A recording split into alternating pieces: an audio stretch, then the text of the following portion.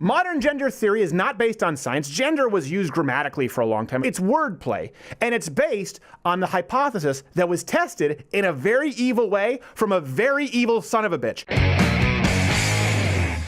Question of the day, before we move into the topic. Question of today. Do you remember where you were, or when it was, rather, that you were told for the first time gender and sex are different? Comment below. I'd love to hear from you because this is actually a very new, very modern thing. Do you guys remember where you were? I was on this show. Really? You were on this show? So the last couple of years. You were on this show too. That was probably 2014, 2015. See, in German school, when German schools were more progressive, we learned that in school. Okay, you learned it in kindergarten. Oh boy. I learned it. I think I learned it in college, actually. Coming to a magnet school near you. Yeah. Exactly. But the reason this matters now, a lot of people aren't really aware of, and we'll put this here in 5 minutes.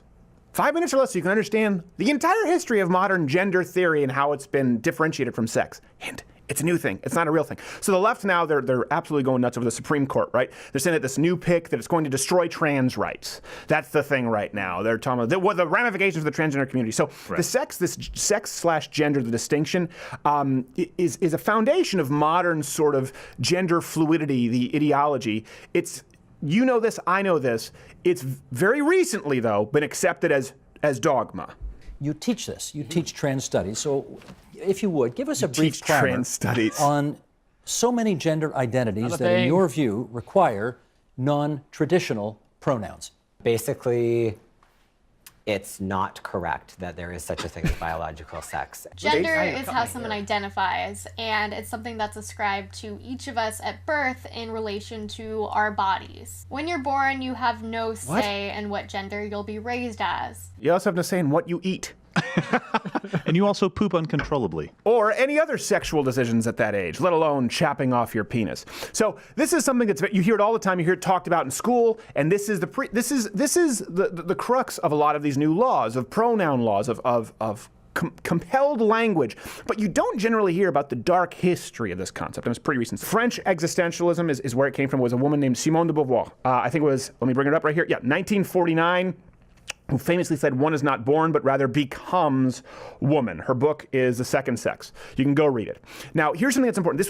It was a theory. This is where it started, kind of the philosophy of gender as a social construct, but it was still within this idea, the binary concept, that you could be raised male or female, right. And that was the concept. It wasn't tested. It was a hypothesis that maybe it's socially conditioned.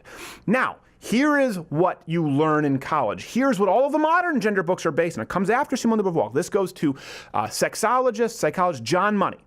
Took this one step further, tested the hypothesis in the 50s and 60s. And this is his hypothesis that he tested, which was based on Simone de Beauvoir, was sex was biological, gender could be socially conditioned. Okay, so he tried to test this theory on a baby boy. Baby boy named David Reimer, you probably read about this in college, lost his penis in a botched circumcision attempt. Well, here's a clip to give you more context. It is also the story of the psychologist who treated him. A man with a radical theory about what makes us male and female, masculine and feminine. He's brilliant. I think John is a brilliant man. I think he's one of the handful of most brilliant people I've ever met. Together, they helped form one of the most famous theories in the history of modern psychology. That a boy, any boy, could be raised as a girl. Okay, and this was something that was touted as a tremendous success, right? Removed David's testicles, raised him as a girl. So the treatment that people don't understand, right? This kid had a twin brother. Yeah. That's also important. So the idea was taking twins. This is the famous twin study you've probably heard to it referred. One raised boy, one raised girl, right. Twin boys. Treatment, social conditioning and then it was considered success and taught in college. What they don't tell you is that actually a part of the treatment was having children assume sexual positions to reinforce their gender roles. Money even took pictures of them doing that. Well, people normally get put in jail for that today? You would think so. Or in this case, they don't really get a book deal? You get your own subgenre of studies. See, there you go, yeah. We're just going about this all wrong, aren't we? The BuzzFeed Boldly ladies talk about it. So he published the papers, right, on David's case as proof. Gender was a social construct. Yeah. And it was celebrated all across academia. Again, this is the crux of the modern gender/sex delineation here. We're separating gender and sex because of the twin study from John Money. The problem is that David, you can, we'll get to in a second, he didn't feel like he was a girl. Right. And he actually began living as a boy around 15 years old, when the true history of what had happened to him, the child abuse, as some of us referred to, but we lose our speaking gigs like me and Owen Benjamin, the child abuse was revealed to him. He started living as a boy. I had Barbie dolls, clothing, but my brother was very generous. There's the odd day when he let me borrow his toys. We would play together. Because he knew how unhappy I was, so he let me play with his toys. For Brenda, this was the first time in her life she started to feel happy. She said she wanted to be a boy. So I said, okay, are you sure? Because there's no going back after.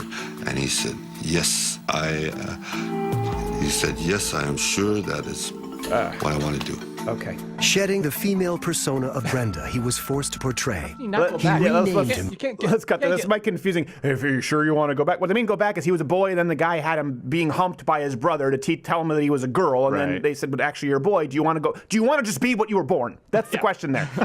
But how did this end up? Again, because it was taught in college for years after this. It's still why gender theory is taught. It's still why gender studies exist. It is based on a lie. Well, David's brother Brian became schizophrenic, overdosed on antidepressants. He died. David then himself blew his head off with a sawed-off shotgun. By the way, that's not a cry for help. That's someone with some follow-through.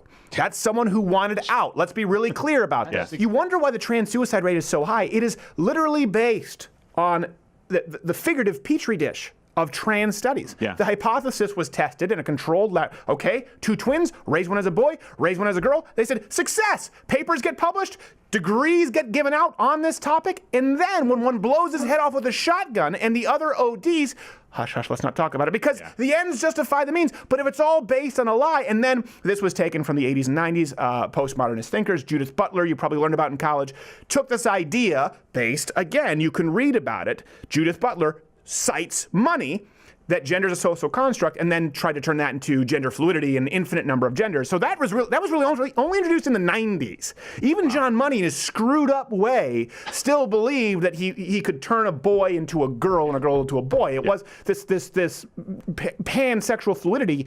This guy who was making kids mount each other and dry humping Levi's would have thought that was absurd. He would even blush at how many letters we now have at the end of this thing. And I hate to do the whole the whole conservative. See, the libtards, they're ones that they're fake science. They're way into anti-science. I hate doing that, but in this case, it's like they are the party of pseudoscientists. And then you branch this out to intersectionality and all kinds of theories of other oppressive classes and how it's fake science. Well, it comes down to does the end justify the means? And for them, the end justifies the means, where we've broken down the gender barrier and people are free to be trans. Well, okay, let's say we agreed with that.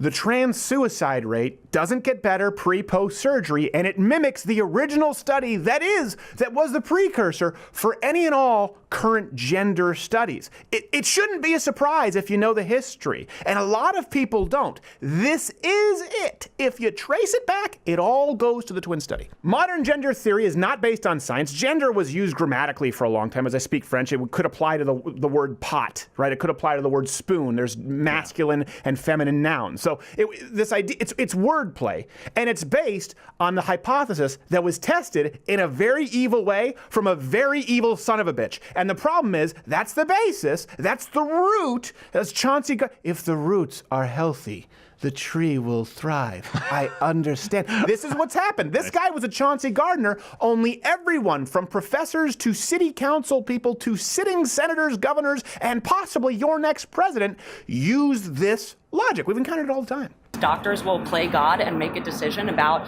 what biological sex a child should have, and so they perform a surgery, in terms of physical manifestation, right? Sure. So then why should they have to choose I'm a male or a female if they were not born a male or a female? Okay, so you're saying that male and female is a gender, not a sex? Yes. You're confused on the idea of gender versus sex? I'm confused, okay? Yeah, okay, so when we say there are only 2 genders, we often confuse the idea of gender and sex. Sure. Sex is a generalization of XY chromosomes.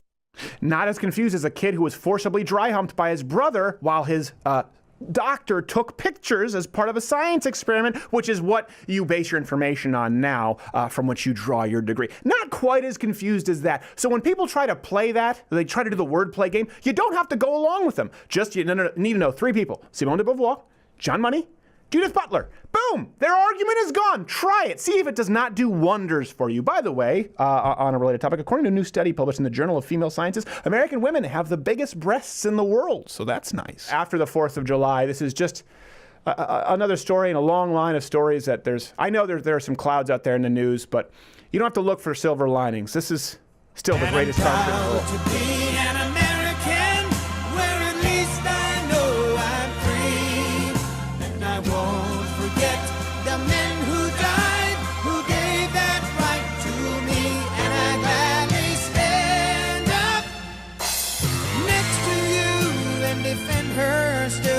Today. We've turned the tables on Al Gore and used the internet to our advantage. If you like this video, subscribe by hitting the subscribe button or the notification bell next to it, because subscribing isn't enough. Watch one of these other videos and, listen, you can stick around.